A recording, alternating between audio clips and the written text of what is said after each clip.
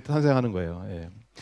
자, 오늘 우리 갈라디아서 계속해서 묵상합니다. 여섯 번째 시간, 다른 복음은 없습니다. 갈라디아서 3장 15절부터 29절의 말씀. 저와 여러분이 한 절씩 교독하고 오늘은 강해 설교로 말씀을 계속 피고 계속 쫓아와 주시면 이해하는 데 도움이 되실 겁니다. 3장 15절에서 29절 한 절씩 교독합니다. 형제자매 여러분, 나는 사람의 관례를 예로 들어서 말하겠습니다. 어떤 사람이 적법하게 유언을 작성해 놓으면 아무도 그것을 무효로 하거나 거기에다가 어떤 것을 덧붙일 수 없습니다. 그런데 하나님께서 아브라함과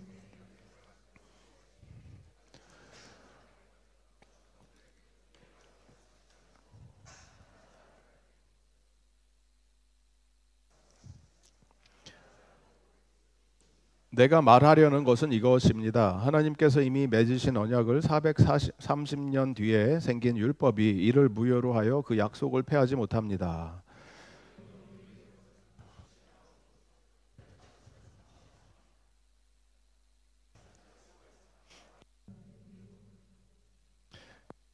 용도는 무엇입니까? 율법은 약속을 받으신 그 후손이 오실 때까지 범죄들 때문에 덧붙여 주신 것입니다. 그것은 천사들을 통하여 한 중개자의 손으로 제정되었습니다.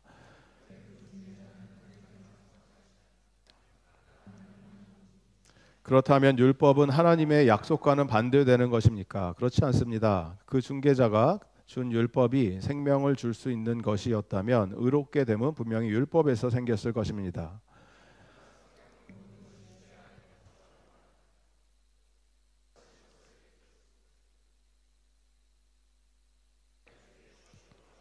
믿음이 오기 전에는 우리는 율법의 감시를 받으면서 장차 올 믿음이 나타날 때까지 갇혀 있었습니다.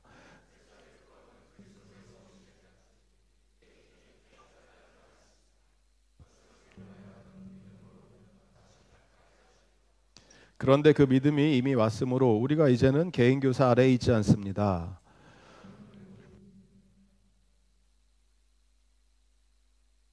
여러분은 모두 세례를 받아 그리스도와 하나가 되고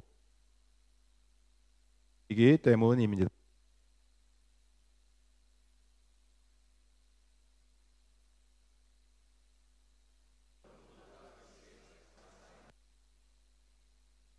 여러분이 그리스도께 속한 사람이면 여러분은 아브라함의 후손이요 약속을 따라 정해진 상속자들입니다. 아멘.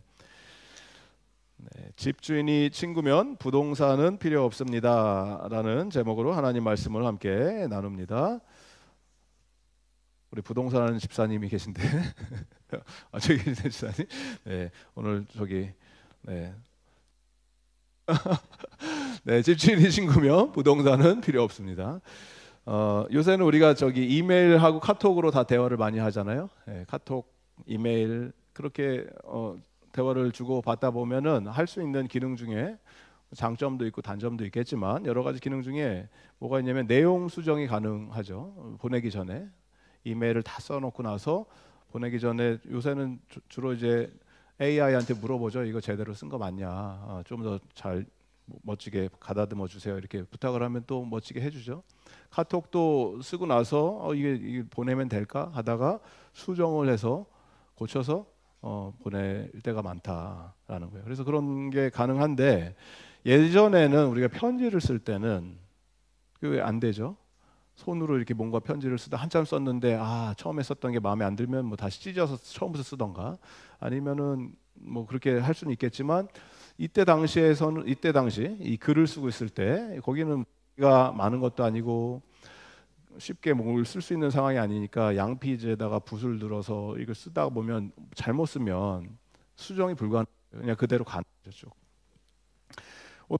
이 갈라디아서 3장의 말씀에 보면은 처음에 3장 시작할 때 굉장히 분노로 격양된 어조로 시작을 합니다. 어리석은 갈라디아 사람들아 이렇게 시작을 했지만 점점 글을 쓰면서 본인이 이제는 감정을 어느 정도 추스르고 15절 정도 되면은 감정을 추스르고 마치 자기가 왜 이렇게까지 할 수밖에 없었는지에 대해서 설명을 하고 논리적으로 정리를 해서 차분하게 설명을 하기 시작합니다.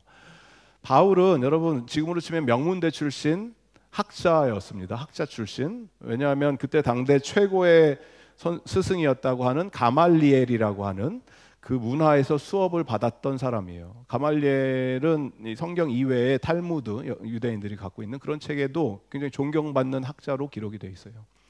그래서 그 밑에서 엘리트 구약 율법에 관련된 신앙 교육을 체계적으로 공부를 했던, 지금으로 치면 박사님인데 바울은 거기에 그친 게 아니고 이제 구약의 율법을 자기가 이해를 하고 해석을 한 걸 가지고 뭘 경험합니까? 바울은 예수님을 경험하고 나니까 그때부터는 이제 복음이 뭔지를 깨닫게 되고, 우리로 치면은 구약의 율법이 있고 복음이라는 것이 하나가 돼서 이것을 다 이해해서 설명해 주는 그러한 일을 감당하게 된다라는 것입니다.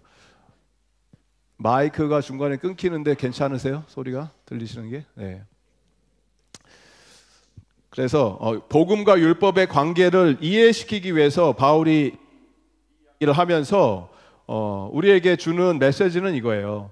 성경을 여러분이 이해하실 때 신약 성경은 이해가 되는데 구약 성경은 어렵습니다. 또 구약 성경에 있는 여러 가지 내용들을 보면 하나님이 조금 그때는 이런 성격이셨는데 와서 성격이 바뀌셨은 것 같습니다가 아닙니다. 하나님은 오늘 하나님 어떤 분이십니까? 캐리키즘에서 본 것처럼 불변하시는 하나님, 영원토록 영원하신 하나님, 변하지 않는 분이 하나님의 속성이에요. 그렇다면 어떻게 우리가 이걸 이해해야 되냐면 오늘 말씀처럼 바울의 논리를 좀 따라가면서 율법의 어떤 이러한 갑갑함을 견뎌내고 그 안에 숨겨진 하나님의 본뜻을 이해하는 시간이 되시기를 바랍니다. 자, 예수님만이 여러분 경험할 수 있는 참된 자유가 있어요. 이게 뭔지를 위에 이렇게 노래방 소리가 나네요. 잠깐만요. 노래를 해야 될 것 같은데. 자, 됐죠? 예, 간주하시면 돼요. 네, 이렇게 다 벗어.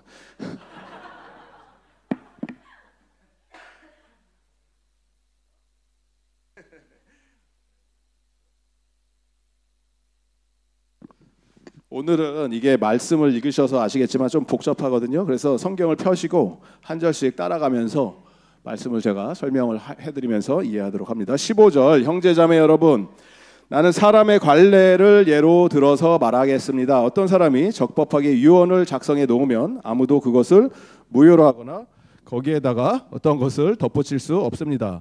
여기에 보면은 유언을 작성해 놓는다. 어떤 사람이 유언장을 썼다. 유언장을 우리는 쓰는 문화가 아니죠. 한국 문화는 유언장 많이 안 쓰죠. 근데 호주에서는 많이 씁니다. 여기서 뭐 쓰신 분도 계실 수 있을 것 같고, 지금 한국에서는 이제 어르신들이 아직 건강하시고 살아계시고 그런데 막 이거 막 쓰고 그러면은 내 눈에 아직 흙이 들어가기 전까지는 못한다 이런 분들도 계시고, 유교적인 문화죠. 죽음에 대해서 대화하는 것을 꺼려하고, 하지만 이 서양인들의 호주 사람들은 유언장이 법적인 효력이 있고 이것을 굉장히 유용하게 잘 쓰거든요. 여기 쓰면은 쓴다는 건 뭐예요? 내가 죽은 다음엔 이렇게 하는 거를 나는 원한다를 변호사들과 사인을 하고 계약을 하고 맺으면 그게 법적 효력이 생기고 미래를 결정해 놓는 거죠. 살아있는 그 주인이, 당사자가. 그러면 대부분 이런 게 뭐 재산 갈등, 상속하는 거에 많이 쓰이죠. 그래서 더 이상 자녀들이 그걸 가지고 막 싸우고 힘들어지고 어려워지는 상황이 발생하지 않습니다. 호주 사람들은, 유언장이 있는 사람들은. 왜냐하면 정해져 있으니까. 부모님이 이미 클리어하게 픽스해 놓으셨으니까. 그 얘기는 적혀 있는 것에 우리가 뭘 더하거나 빼거나 가감하거나 나중에 싸울 일이 없어진다, 이 얘기예요. 오늘 이 말씀은 하나님께서 아브라함에게 언약을 해 주신 내용은 그 누구도 건들 수가 없다. 마치 유언을 작성해 놓은 것과 같다, 이 얘기를 하는 겁니다. 그래서 그걸 누가 무효로 하거나 거기에다 어떤 걸 덮일 수가 없다, 이 얘기를 하는데, 16절에 보시면 그런데 하나님께서 아브라함과 그 후손에게 약속을 말씀하실 때 이 유언장을 써주실 때 마치 여러 사람들을 가리켜 여러 명에게 이걸 써준 게 아니다. 후손들에게 복수로 쓴 게 아니고 싱귤라, 후손이라고 하셨다라는 거예요. 그럼 그게 누구냐? 그 사람은 누구예요? 곧 예수님이시다, 이 얘기를 하는 거예요. 그리스도이다. 그리스도에게 써주신 거다. 그러면서 더 설명하게 설명을 해주죠. 17절. 내가 말하려는 것은 이것입니다. This is my point. This is what I mean. The law, 하나님이 맺으신 이 언약을 430년 뒤에 오는 율법이 그 처음에 했던 약속을 바꾸거나 더하거나 빼거나 할 수가 없다. 이게 무슨 얘기냐면 아브라함과 오래전에 맺었던 하나님의 유언과 같은 약속, 그것은 이미 결정된 내용이기 때문에 바꿀 수가 없는 건데 430년 뒤에 누가 옵니까? 모세가 와요. 모세가 뭘 가지고 와요? 하나님의 율법을 받아서 와요. 그게 우리가 얘기하는 구약 성경이에요. 구약 성경. 구약 성경을 들고 모세가 짠 하고 나타나면 아브라함은 그 전 사람이었는데 그러면 그 전에 약속했던 유언이 없어지는 거냐? 그럴 수가 없다라는 거예요. 이미 그 약속은 정해진 거다. 율법이 더 중요한 게 아니다. 이 얘기를 하고 싶은 거예요. 그래서 18절 그 유업이 율법에서 난 것이면 그것은 절대로 약속에서 난 것이 아닙니다. 유산을 받게 되는데 유산이 율법, 모세가 가져온 율법에서 가져온 거라면 그건 전에서 약속에서 난 게 아니지 않냐. 하나님께서는 이미 약속을 통해서 아브라함에게 주신 거다. 율법을 통해서 주신 게 아니고. 논리를 이해하시죠? 그렇게 얘기를 한 겁니다. 그러면 이제 이거죠. 율법을 내가 지켰냐, 지키지 못했느냐에 따라서 유산을 받느냐, 못 받느냐 그렇게 결정되는 게 아니다. 여러분이 혹시 뭐 그러시면 너무 좋겠지만 여러분의 부모님이나 아니면은 내가 알지 못했던 아주 멀리 있는 어떤 삼촌이나 누가 엄청난 유산을 갖고 계신 분이었는데 나는 몰랐어 이 사람이 누군지. 그런데 그분이 유언에다가 써놓은 거예요. 내 누구에게, 내 조카 누구에게 이걸 물려줘라. 그러면 너무 땡큐 베리 머치잖아요. 너무 감사합니다. 나는 그분이 누군지도 모르는데 나한테 유산이 오는 거잖아요. 그러면 이것은 그 유언에 적혀 있는 내용은 그냥 조건 없이 그 자손 누구에게 이거를 줘라라고 한다는 것은 나의 어떤 내가 뭘 하고 말고 행위가 있고 없고 그거랑 아무 상관이 없는 거죠. 그냥 나한테 주시는 거죠. 은혜의 영역이라는 거예요. 그냥 프리로 주신다는 거예요. 그러니까 받는 사람은 이것을 당연히 이걸 내 right이다, 내 권리다라고 얘기할 수가 없죠. 이건 내 보상이다, 내 대가, 이거 내가 받아야 되는 대가다가 아니라는 거예요. 그냥 감사합니다, 너무너무 고맙습니다, 뭐 이렇게 하고 끝나는 거 아니에요. 그게 뭐 부모님이 됐든 누가 됐든 멀리 있는 친척이 됐든 대가가 아니라는 거예요. 그냥 주신다는 거예요. 감사하게. 보상으로 생각할 수가 없다라는 거예요. 약속으로 하나님이 유산을 그냥 주신다. 율법이 있으면 어떻게 돼요? 율법을 통해서 내가 뭔가를 행위를 하고 안 하고가 검증이 되잖아요. 틱을 박스를 할 수 있잖아요. 10계명 거짓말 하지 말라 그러면 내가 거짓말 안 했습니다. 틱. 도적질 하지 말아라. 도적질 안 했습니다. 틱. 다 지켰네요. 그러면 내가 이렇게 했으니까 이렇게 해주세요라고 요구를 하게 되는 거잖아요. 율법을 내가 다 하나씩 틱을 하기 시작하면. 근데 그렇게 주어지는 게 아니라는 거예요. 유산이라고 하는 것은, 하나님의 선물이라는 것은, 언약은. 그러면 이제 다음 질문이 이거예요. 그러면 율법을 왜 줬습니까? 19절. 율법의 용도가 뭡니까? 율법은 약속을 받으신 그 후손이 예수님이 오실 때까지 범죄들 때문에 덧붙여 주신 것입니다. 그것들은 천사들을 통하여 한 중개자의 손으로 제정되었습니다. 이렇게 표현을 하는데, 결국 율법을 왜 줬냐? 율법을 준 이유는 그 기준을 세우기 위함인데, 인간을 향한, 저와 여러분 사람들을 향한 하나님의 분명한 선명한 계획과 뜻과 목표와 목적이 있는데 그것을 벗어나서 딴 곳에서 엉뚱한 짓을 하는 것을 우리는 죄라고 얘기를 합니다. 관역을 벗어나서 엉뚱한 곳에 가서 꽂히는 인생들을 죄라고 얘기하는 거예요. 착하게 살았습니다, 뭐 이런 게 죄가 아니고, 뭐 나쁜 짓 했습니다, 이런 게 죄가 아니고, 나를, 여러분 각자 인디비주얼에게, 여러분 각자 한 명 한 명에게 하나님이 주신, 하나님이 나를 향한 계획과 목적과 목표와 방향이 있는데, 내 인생에 그것을 내가 그렇게 안 살고 그 길로 안 가고, 아니 나는 내 맘대로, 내 인생은 my way, 내 길은 내가 개척합니다, 내 뜻대로 갑니다 라고 하는 순간 우리는 죄의 길에 들어서는 거예요. 내 인생은 내가 개척해 나간다가 죄라고요. 성경이 말하는 죄는. 그러니까 그러면 이게 죄인지 아닌지를 알아야 될 거 아니에요. 우리가 뭔지를. 그래서 뭘 줬다고요? 율법을 준 거라고. 율법을. 그 대표적인 게 이제 이런 거예요. 하나님께서 인간들에게 하나님의 뜻을 알게 하기 위해서 어떤 계명을 주시고 그런 어떤 모든 인간 사회가 갖고 있는 성문법이라고 하는 written law, 어떤 특별한 법들을 모든 사회는 다 갖고 있거든요.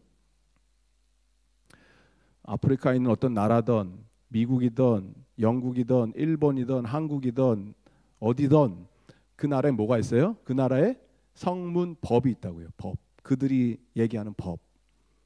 그러면 이 법의 근간이 되는 가장 기초적인 뿌리가 되는 법이 뭐냐? 그게 바로 십계명이에요. 십계명. 이런 거. 사람 죽이지 말아라. 남의 것을 취하지 말아라. 유니버셜한 로잖아요. 모든 법. 전 세계에 있는 모든 법. 그러면 여러분이 질문하시는 거예요. 그러면 이게 어디서 왔냐? 그게 왜 죄가 되냐? 그게 왜 나쁜 거냐? 사람을 죽이는 게 왜 죄가 되냐? 이 질문을 하시는 거죠. 왜 남의 것을 훔치는 게 왜 죄가 되냐? 그냥 우리는 그런가 보다라고 법이니까 그렇게 생각하는 거지만 이 뿌리가 어디서 왔냐라는 거예요. 제일 처음에. 하나님이 우리에게 주신 스탠다드가 있다라는 거예요. 하나님이 꿈꾸시는 인간을 향한 어떤 하나님의 계획, 목적, 방향, 이걸 얘기하는 거죠. 동물들에게는 없죠. 동물들이 뭐 서로가 잡아먹고 뭐 죽였다고 그게 우리가 저 동물은 죄가 있는 동물이야 이렇게 얘기 안 하잖아요. 나쁜 동물, 뭐 나쁜 멍멍이 뭐 이렇게 할 수 있겠지만 이게 뭐 죄의 영역이 아니잖아요. 그들에게 있어서는 그냥 본성을 따라 그렇게 지음 받음을 따라 사는 거잖아요. 짐승들은. 근데 인간은 그게 아니라고요. 인간에게는 하나님이 주어 주신 그러한 인간으로서의 아주 특별한 고유한 하나님의 형상을 닮은 존재로서의 그런 가치가 있고 방향이 있고 목적이 있고 그것이 무너지는 순간 우리는 이상한데 이거 아닌 것 같은데 하면서 뭐 궁금해하는 거죠. 동성애도 똑같은 거예요. 동성애법이라는 게 동성애가 뭐 남자 여자 뭐 서로 사랑하고 같은 동성끼리 사랑하는 게 뭐가 잘못됐습니까라고 얘기를 할 수 있지만 그렇게 주장을 하는 시대에 살고 있지만 우리가 깊은 내면 속에 있는 곳에서는 이게 계속 우리가 질문을 하는 거예요. 이게 맞나? 이게 옳은 건가? 저렇게 하면 왜 안 되지? 라는 고민 자체가 생각된다는 것 자체는 뭘 의미해요? 거꾸로 뭔가 스탠다드가 있다라는 거예요. 기준이. 아니 그러면 고민 자체를 안 하죠. 그냥 자연스럽게 그렇게 해도 되는 거죠. 취향대로, 선택대로. 그래서 그 싸움을 하는 거예요. 우리가 사는 이 시대는 그 기준을 무너뜨리는 싸움. 그게 더 이상 무슨 기준이냐? 기준은 내가 세운다. 내 마음대로 할 거다. 너 마음대로 하세요. 너도 맞고 나도 맞고 everybody okay. 그러면은 아무 기준이 없어지면 그때부터는 이제 이 사회는 막장 드라마를 쓰게 되는 거죠. 뭐 아무 기준이 없으니까. everybody가 오르니까. 그렇게 될 수가 없어요. 사회는 돌아가는 원리가. 그래서 율법의 용도는 뭐냐면 하나님이 주신 선명한 기준이 무엇인가를 허락을 해주시는데 그 기준을 주실 때 어떻게 합니까? 한 중개자를 통해서 그의 손을 통해서 하나님이 주셨다. 천사들을 통해서 그러니까 모세가 율법을 받고 십계명을 쓸 때 그렇게 됐다고 믿는 거죠. 전통적으로 어떤 천사들을 통해서 십계명에 뭘 쓰고 했던 것을 모세를 통해서 하나님과 이스라엘 백성과 중개인의 역할을 하는 자가 모세로서 이렇게 왔다. 그러니까 20절의 말씀은 더 설명을 해주죠. 그래서 이 중개자는 한 파티에만 속해 있는 게 아니고 양쪽 파티에 속해 있는 자가 중개인이 되는 거죠.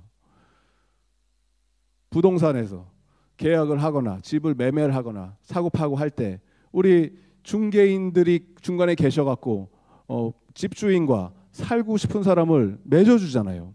그러면 거기에다가 계약서를 가지고 와서 이게 계약서입니다. 여기다 사인하시면 됩니다. 이걸 해주시잖아요.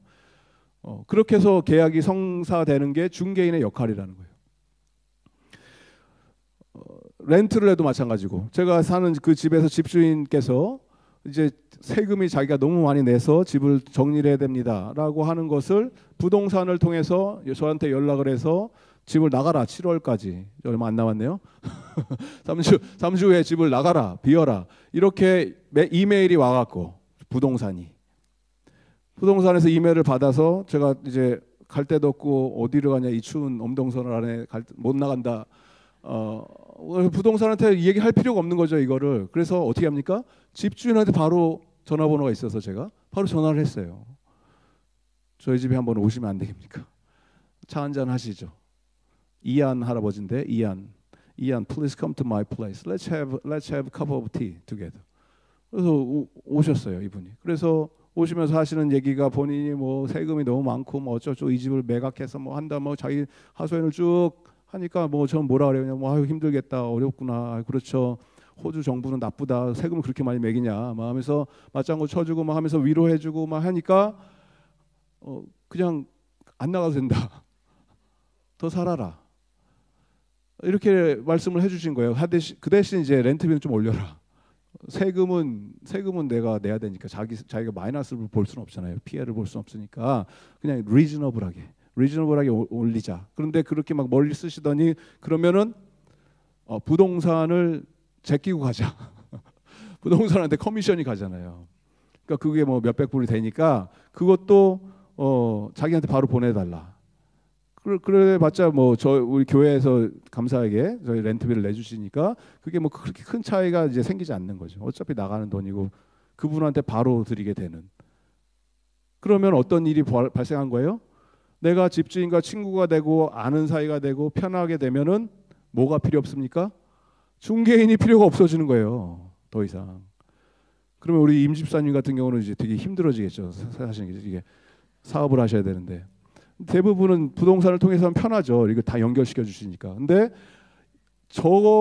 얘는 뭐냐면 모세가 그동안은 하나님과 이스라엘 백성들이 막 두려워하잖아요. 하나님이 우리한테 바로 말씀하면 죽을 것 같습니다. 무섭습니다. 두렵습니다. 모세를 통해서 얘기해 주세요. 이러거든요. 이스라엘 백성들이. 그런데 중개인의 역할은 더 이상 필요가 없어지는 상황이 오는데 그것은 두 당사자가 이쪽 파티와 이쪽 파티가 어떤 중간 단계를 거치지 않고 바로 연결이 되면 그럴 필요가 없어지는데 저기서 하는 얘기가 뭐예요? 중개자는 한쪽에만 속한 것이 아닌데 그러나 하나님은 한 분이십니다. 이 이야기는 뭐냐면 더 이상 중개자가 필요가 없습니다. 왜냐하면 그 하나님이 누구냐면 예수 그리스도가 이 땅에 오심으로 인해서 그동안 우리가 지켰어야 됐던 수많은 율법 조항들이 있는데 이것도 해야 되고 저것도 해야 되고 이거 하지 말아야 되고 이런 것들이 있었는데 예수님이 오셔서 이 모든 율법의 주인이 되시고 이거 내가 다 지켰어 이렇게 하신 거거든요. 예수님이요. 완벽한 인간의 모습으로 이 땅에 오셔서 이 땅을 살아내심으로 인해서 이 율법에 있는 조항들은 내가 다 지켰을 뿐만이 아니고 사실은 이거는 내가 만든 계약서야 이거죠. 예수님이. 내가 만든 거야. 그래서 이미 다 지켰고 안 해도 돼. 이건 내가 한 거야. 라고 하심으로 인해서 우리는 바로 하나님과 계약이 성사가 되는데 누굴 통해서? 예수님 안에 있는 자들은. 그래서 예수님이 결국은 무슨 말을 하시는 거냐면 예수님이 하나님이시다 이 얘기를 하고 싶은 거예요. 예수님이 하나님이다. 하나님은 한 분이시다. 바로 내가 집주인으로부터 키를 넘겨받으면 더 이상 그 부동산에 중개하시는 분들의 역할은 없어진다. 이 얘기를 한 거예요. 그래서 하나님 한 분이시다. 바로 그 계약이 끝났다. 네. 이해가 되시죠? 길게 설명한 거예요. 그 얘기를 하는 거예요. 지금 바울이 21절. 그러면 율법 그 뭐 계약서 이런 것들은 그러면 처음에 하나님이 우리에게 주셨던 약속과는 부딪히는 겁니까? 반대되는 겁니까? 내용이 어떻게 그게 똑같습니까? 그랬더니 그거에 대해서 반대되는 게 아닙니다. 그렇지 않습니다. 중개자가 준 율법이 생명을 줄 수 있는 것이었다면 의롭게 됨은 분명히 율법에서 생겼을 것입니다. 우리가 하나님과 나와의 관계가 율법을 지키고 행함으로 인해서 우리가 구원을 받을 수 있다면 하나님과 의로워지는 관계가 된다면 그러면 그 율법을 지키면 되는데 그렇게 했으면 되는데 그렇게 할 수 있는 게 율법의 기능은 아니다.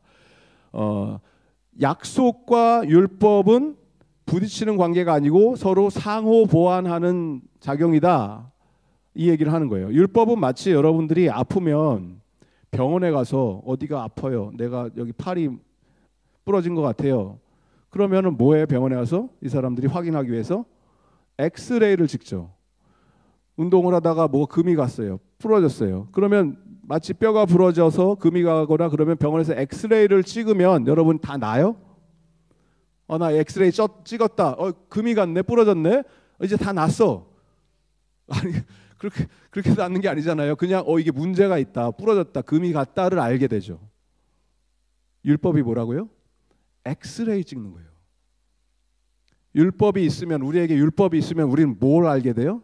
나는 죄인이구나를 알게 되는 거예요. 그러면 알았으니까 그게 해결이 됩니까?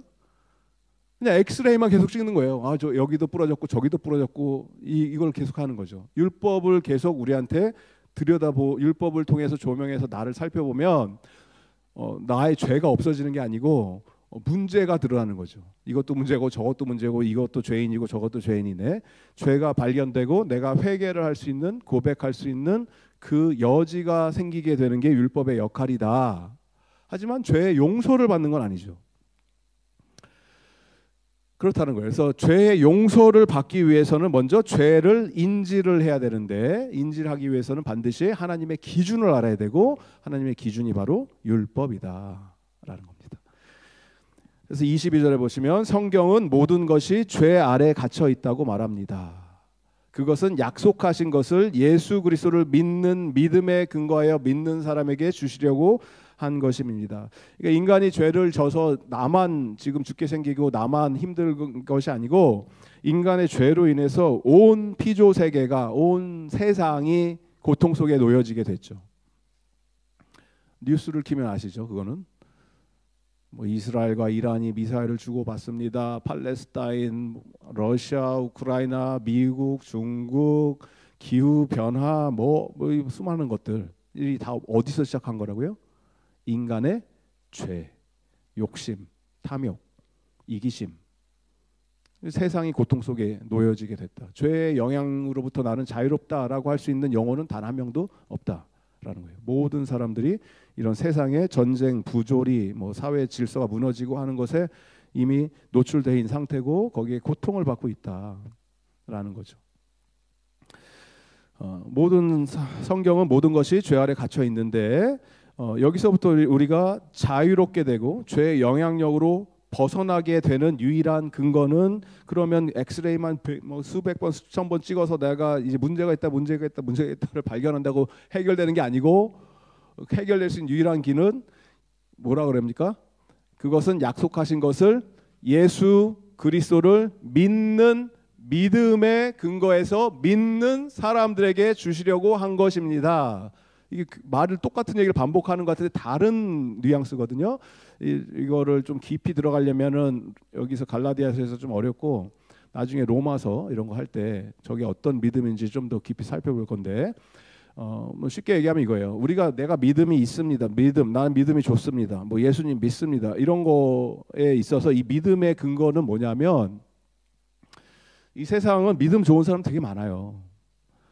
부처님을 정말 믿는 사람, 잘 믿는 분들도, 훌륭하신 분들도 계시고, 무당을 열심히 믿는 사람들도 있고, 이슬람의 믿음은 우리가 감히 쫓아가기 힘들 정도로 열심히 막 기도하고, 우리 전 장로님 이번 주에 가시기 전에 여쭤보세요. 사우디 사람들이 어떻게 기도하는지. 기도해야 된다. 하루에 3번 하나요? 5번 하나요? 하루에 5번 기도하세요, 여러분? 하루에 5번? 무슬림들이 그렇게 기도해요. 여기 호주에 사는 무슬림들도 얼마나 열심히 있어요. 그들의 믿음이잖아요. 그러면 그런 믿음이 있으면 구원을 받는 게 아니라는 거예요. 그런 잘못된 믿음이. 어떤 믿음이라고 그래요? 예수 그리스도를 내가 믿는 이 믿음의 근거에서 믿는 사람들에게 주시는 이 믿음을 얘기하는 건데, 이 믿음조차도 사실 굉장히 우리의 믿음은 그냥 바람에 찰랑찰랑거리고 흔들리는 믿음 같죠. 어쩔 땐 내가 믿는 것 같기도 하고 안 믿는 것 같기도 하잖아요. 그러니까 여러분의 어떤 감정에 근거한 믿음도 아니에요. 예수님을 향한 믿음이라 하더라도. 어떤 믿음이에요? 예수 그리스도에 흔들리지 않는 예수님의 믿음이에요. 이해가 되세요? 예수님은 변하지 않으세요.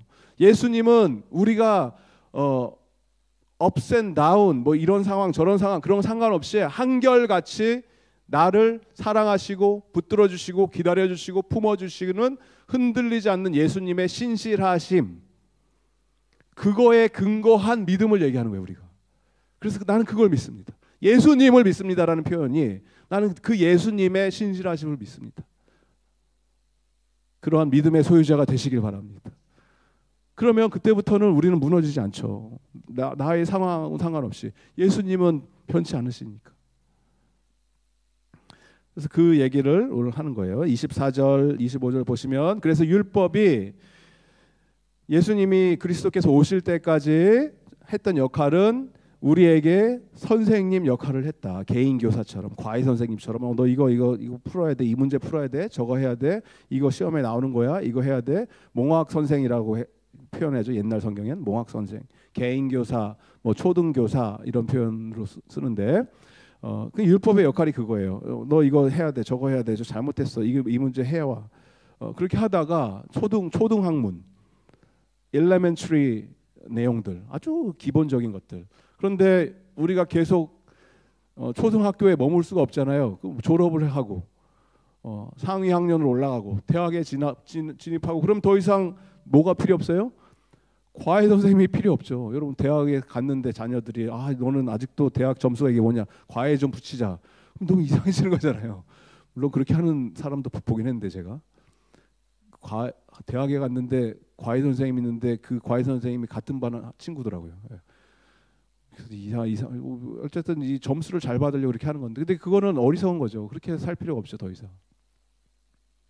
율법을 이렇게 아무리 좋아도 그 역할은 거기까지라는 거예요. 개인 교사로처럼 초등 학문을 가르쳐주고 여기까지 해서 이게 옳고 그름을 알려주는 건데 그걸 졸업하면 이제 뭐가 옵니까? 25절 뭐가 왔습니까? 함께 읽습니다. 시작. 그런데 그 믿음이 이미 왔으므로 우리가 이제 개인 교사 아래 있지 않습니다. 예수님을 믿는 믿음, 예수 그리스도의 그 신실하심이 우리 안에 들어왔기 때문에 더 이상 이런 어떤 율법을 이걸 해라 말아라 이런 것은 더 이상 필요가 없다. 그래서 율법의 역할은 의사 선생님이 오셔서 나의 병을 다 고쳐줄 때까지 엑스레이만 들고 있으면 되지, 의사가 있는데 내가 엑스레이를 신뢰할 수는 없잖아요.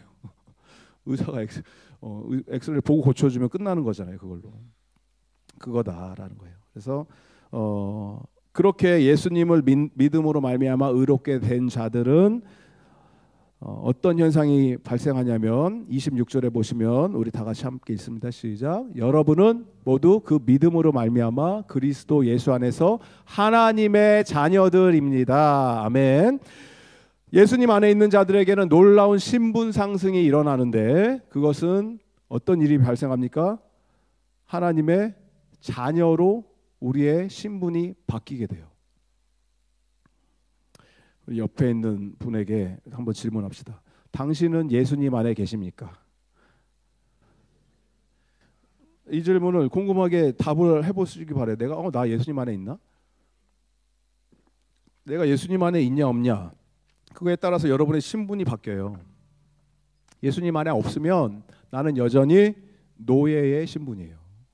어떤 노예? 율법에 끌려다니는 노예고 여전히 세상의 흐름에 끌려다니는 종이 되는 거죠. 세상이 이게 옳다, 이게 맞다라고 하면 거기 끌려다닐 수밖에 없죠. 내 소속이 거기에 돼 있으니까.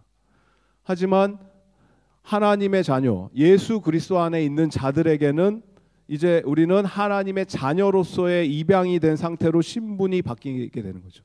신분 상승이 일어나게 되었음을 여러분들이 붙드시기 바랍니다. 누가?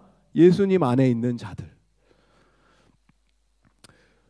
그래서 그런 자들에게 하나님이 새 옷을 입혀주시게 되는데 27절 여러분은 우리 함께 읽읍시다. 시작. 여러분은 모두 세례를 받아 그리스도와 하나가 되고 그리스도로 옷으로 입은 사람들이기 때문입니다. 세례를 받고 한다는 얘기는 내가 이제 더 이상 세상에 속한 존재가 아니고 하나님의 거룩한 백성 자녀로서 예수님과 함께 union with Christ, 예수님과 함께 내가 죽고 예수님과 함께 부활하여 예수님과 함께 살아갑니다. 이게 세례의 의미잖아요. 그래서 그리스도와 하나가 된 상태든 어떤 일이 벌어지냐면 우리에게 하나님이 새 옷을 입혀주시는데 예수 그리스도라고 하는 옷을 입게 돼요. 옷을 입는다는 것은 여러 의미가 있죠. 나를 여러 가지 추위와 위험으로부터 보호하는 옷의 기능도 있지만 또 많은 경우는 어떤 이런 제복을 입거나 유니폼 이런 사람들에게는 그런 어떤 그들의 포지션, 위치 이런 것들을 드러내는 거죠. 군인들이 군복을 입고 있으면 저 사람은 군인으로서의 기능을 하는 사람, 역할이 있는 사람. 의사들이 의사 가운을 입고 뭐 청지기를 끼고 있으면 저 사람은 의사로서의 역할을 하는구나를 알게 되고, 빅토리아는 그런 게 없는 것 같은데 뉴사우스웨일즈만 해도 법원에서 판결을 내리거나 판사들 할 때 뭘 씁니까? 가발을 써요. 이 영국인들 쓰는 웃긴 가발 있잖아요. 꼬불꼬불한 거, 머리 긴 거, 그런 하얀색 가발, 그거를 써요. 보면 되게 웃기거든요. 근데 그거를 뭐 할 때 그걸 쓰고 막 변호도 하고 판결도 내리고 하는데 이거 왜 그래요? 가발을 쓴다는 얘기는 더 이상 그 사람은 나의 정체성이 나라고 하는 자는 내려놓고 어떤 개인의 감정, 내 어떤 취향, 나의 성향 이런 것들을 내가 배제한 상태에서 뭐를 대변합니까? 법 자체를 나는 대변하는 자입니다. 법에 있는 것을 나는 법에 있는 것만 집행하는 자입니다를 상징하기 위해서 그걸 쓴다라는 거죠. 자기의 어떤 정체성을 인식하고 이런 외부의 표식을 통해서 스스로에게 정체성이 부여된 상태로 맡겨진 임무를 하는 역할들이 옷이 주는 기능이라는 거예요. 제가 여기 저도 마찬가지로 목사로서 올라와서 설교를 할 때 이렇게 그래도 좀 깨끗하게 입고 넥타이도 매고 뭐 이렇게 하는 설교랑, 저는 여러분들은 그런 것보다 좀 자유로우신 분이니까 다음 주는 제가 추리닝을 입고 쪼리를 신고 와서 아무리 주옥 같은 설교를 해도 여러분이 받아들이실 때는 저 뭐 하는 건가? 왜 옷을 저따구로 입고 왔나? 이러실 거 아니에요. 안 들릴 거 아니에요. 왜 그래요? 옷이 주는 의미가 있다라는 거예요. 옷의 권위가 있다라는 거예요. 뭐 우리는 그렇게 신경을 안 쓰잖아요. 옷 같은 거를 뭐 이런 종교인들이 입는 옷들, 뭐 가운 같은 거, 그런 게 주는 상징성, 심볼리즘이 있지만 그 안에서 우리가 발견되는 것은 뭐예요? 이 사람이 그것을 걸침으로 인해서 이거를 지금 의미하고 있구나, 대변하고 있구나. 마찬가지로 여러분들은 어떤 옷을 입었다고요? 믿음의 자녀로서 예수 그리스도라고 하는 옷을 입은 자들이에요. 이걸 내가 입었다 벗었다 할 수가 없어요. 예수님 안에 있는 자들은 예수님의 옷을 입은 자들이에요. 그러면 세상 사람들은 뭘 봅니까? 저 사람 예수의 옷을 입었네. 예수의 냄새가 나네. 좀 이상하게 보는 사람들은 저 사람들은 예수쟁이네 이렇게 보겠죠. 그게 여러분에게 칭찬으로 들리기 바랍니다. 얼마나 감사해요. 알아보는 거 아니에요. 나 새 옷 입었는데 알아보네. 그렇게 알아야 된다는 거예요. 정체성이기 때문에, 우리의 정체성, 그리스도를 입은 자들, 우리의 사명, 나의 역할, 나의 기능을 감당하는 거죠. 하나님의 나라의 백성으로서. 그래서 우리는 그 그리스도의 옷을 입은 자들이 되는 순간 놀라운 기적과 같은 일이 벌어지는데 28절에 어떤 일이 벌어집니까? 시작. 유대 사람도 그리스 사람도 없으며 종도 자유인도 없으며 남자와 여자가 없습니다. 왜? 여러분 모두가 그리스도 예수 안에서 하나이기 때문입니다. 할렐루야. 저런 고백은 여러분 우리는 뭐 당연한 거 아닙니까? 에브리바디 평등하고 이퀄하고 다 그렇지 않습니까? 민주주의 사회 모든 사람들이 다 맞는 거 아닙니까? 아니고 차별이 일상화되는 사회예요. 저 때는 남자와 여자는 같은 레벨이 아니에요. 투표권 없어요. 여자들에게. 아이들은 거의 뭐 짐승 취급, 동물 취급 당하던 시대였어요. 어린 아이들의 인권이라는 거, 우리가 얘기하는 인권, 그런 거 개념 자체가 없는 시대예요. 종이 없으면은 경제 활동이 이루어지지 않아요. 저 시대에는 모든 사람들이 노예, 종, 전 국민의 한 3분의 2가 우리로 치면 그냥 그 종이에요. 주인은 다 주인이 될 수가 없잖아요.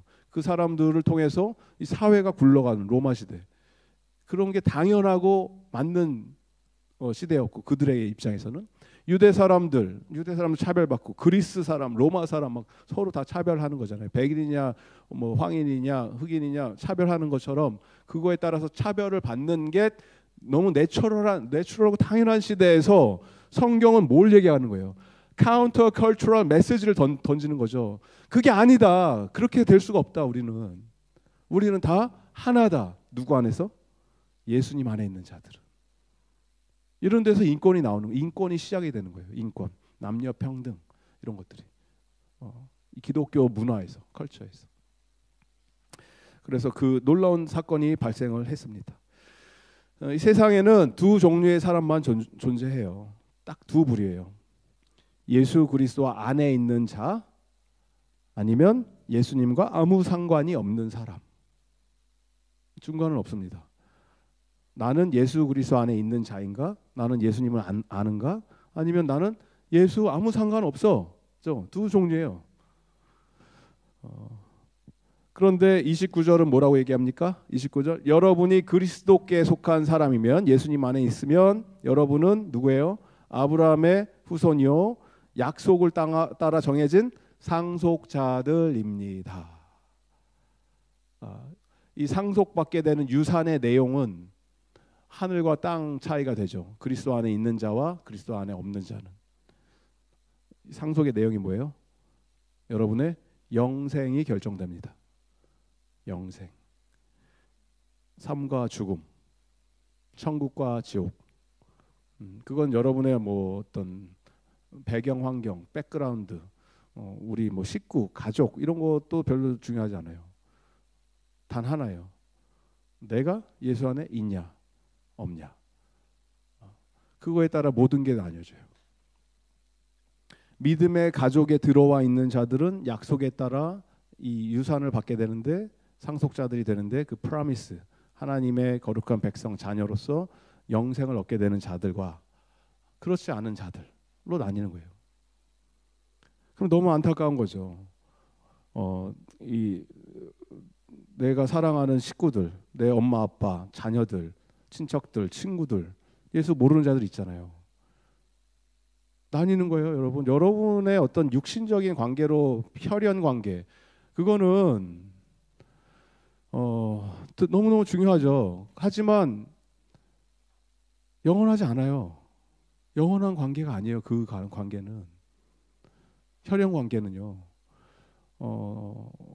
이제 뭐 장례식이나 우리 기사경제내 민정자매네도 지금 아버지가 소천하셔서 장례를 하고 이제 돌아올 텐데, 뭐 다 그렇죠. 우리 모두가 우리 사랑하는 부모님들이나 자녀들이나 누가 다 돌아가실 거 아니에요. 언젠가는 내가 먼저 갈 수도 있고. 그러면 이 죽음이라는 게 우리를 갈라놓게 되는데, 그거는 영원한 육신적인 관계는 영원하지 않아요. 처음에 슬프고 너무 눈물이 나고 그립고 보고 싶고 하죠. 누군가가 내 사랑하는 식구가 돌아가시면, 소천하면, 그렇죠? 일주일 후에 오락 프로그램 넷플릭스 보면서 하하호호하고 있습니다. 내가. 그렇잖아요. 맛있는 거 보면 먹고 싶어. 식음을 전폐하고 나는 죽을 거야, 이런 분들 계세요? 내가 사랑하는 누가 돌아가셨어. 그럼 나는 저 사람 따라 죽을 거야. 그런 분들은 없잖아요. 그렇다는 거예요. 인간끼리의 관계라는 것이. 나의 가장 사랑하는 소중한 자라 하더라도, 내 아내라 하더라도, 내 남편이라 하더라도, 내 자녀라 하더라도, 그러면 이 관계를 영원한 관계로 맺을 수 있는 단 하나의 길은 뭐예요?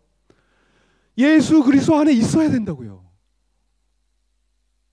나도 그 사람도, 우리 식구들이, 믿음의 형제 자매들이. 그렇게 해서 우리가 묶이는 거예요. 하나님의 자녀로서. 그래서 하나의 상속자가 되는 거고. 말씀을 적용합니다. 예수를 믿고 안 믿고, 이거는 취향, 선택, 나의 기호 이런 게 아니에요. 우리의 영원한 생명을 결정짓는 단 하나의 선택이에요. 예수님과 여러분이 친해지시면 하나님 아버지께 다이렉트로 액세스할 수 있게 됨을 믿으시기 바랍니다. 중개인이 필요 없어요. 중간 단계 거칠 필요 없어요. 많은 종교가 중개 상인들이 있죠. 그 사람들은 그걸 통해서 밥벌이를 하죠. 종교인들. 성당이 좀 대표적인 것 같아요. 성당에서는 이 신도들이 하나님께 가기 위해서 중간 상인들을 너무 많이 거쳐요. 신부님을 거쳐야 되고, 성인을 거쳐야 되고, 마리아를 거쳐야 되고, 예수님을 거쳐서 하나님께 가는 이 수많은 단계들이 필요해요. 뭐 다른 종교들도 마찬가지죠. 뭐 그들의 어떤 영적인 지도자를 통해서 우리는 그렇게 하나님께 갈 수 있는 게 아니고 오직 유일한 한 분 누굽니까? 예수 그리스도를 통해서 하나님 아버지께 다이렉트로 액세스할 수 있는 저와 여러분 되기를 바랍니다. 그게 바로 우리가 예수님을 통해서 주님께 나아갈 수 있는 특권을 입게 되는 거고 예수라고 하는 옷을 입게 되는 그 놀라운 신분의 변화가 일어나는 사건을 경험하게 된다. 그렇게 되면 이제 어떻게 삽니까? 하나님 나라의 상속자답게 오늘을 살아갈 수 있는 저 여러분 되기를 바랍니다. 그 은혜 가운데 그 축복과 안에 살게 되는 거예요. 하나님이 주신 놀라운 구원의 기쁨과 감격을 나만 누리는 것뿐만이 아니라 내 자녀들, 내 부모님들, 내 친구들, 모든 내 주변에 있는 사람들에게 이 기쁜 소식을 나누고 그들이 막 저항하겠죠. 못 믿겠다 하겠죠. 너나 잘 믿으라 하겠죠. 그러면 포기하실 거예요? 그럴 수 없다라는 거예요. 영생이 달려 있는 거니까. 그들이 믿을 때까지 피눈물을 흘리면서 기도하고 중보해야죠. 돌아오게 해주세요. 하나님. 저 아이들, 저 생명들 살려주세요. 우리 자녀들뿐만이 아니라 모든 내 주변에 관계 있는 사람들에게 전해야 될 거 아니에요. 이거를 내가 믿던지 안 믿던지 둘 중에 하나죠. 그렇게 정말 간절한 마음을 가지고 하나님의 약속을 붙들고 하나님 나에게 허락해 주신 이 복음의 감격과 기쁨이 나에게 머물러 있는 것이 아니고 내 주변에 있는 자들에게 하나님 흘러가게 해주시고 저들도 영적으로 깨어져서 왜 제가 저렇게 하는지 이해가 되게 해주시고 왜 저 정도로까지 나를 괴롭히는지 그 괴롭힘을 당한다 생각하겠죠. 자꾸 귀찮게 할 수 있게 느껴질 수도 있으니까. 하지만 그게 아니죠. 그들의 영생에 관련된 것이기 때문에 절벽을 향해서 뛰어가고 있으면 머리끄댕이를 잡고 다리를 부러뜨려서라도 못 가게 해야 될 거 아니에요. 그리고 떨어지면 죽어. 안 돼. 자동차가 달려오고 있는데 애들이 자동차 길로 뛰어들면 잡아야 될 거 아니에요. 태클을 해서라도 까지고 넘어지고 뭐 부러져도 살려내야 될 거 아닙니까? 그런 간절한 마음으로 정말 우리에게 맡겨주신 영혼들을 여러분 기도하면서 살려내면서 천국의 기쁨을 함께 누릴 수 있는 저와 여러분 되기를 주님의 이름으로 축복드립니다. 주님은 반드시 돌아오시고 오실 날이 멀지 않았습니다. 세상 돌아가는 상황들을 보세요. 영원히 살지 못해요. 우리는 마치 이게 영원히 살 것처럼 착각하면서 사는 것 같은데 금방이에요. 금방. 육신의 장막은 어느 순간 우리 모두 다 벗어버리게 되고 하나님과 1대1로 마주 보게 되는 그날이 다가오고 있기에 오늘 나에게 주신 이 사명을 감당해 날 수 있는 저와 여러분 되기를 주님의 이름으로 축복드립니다. 다 함께 일어나셔서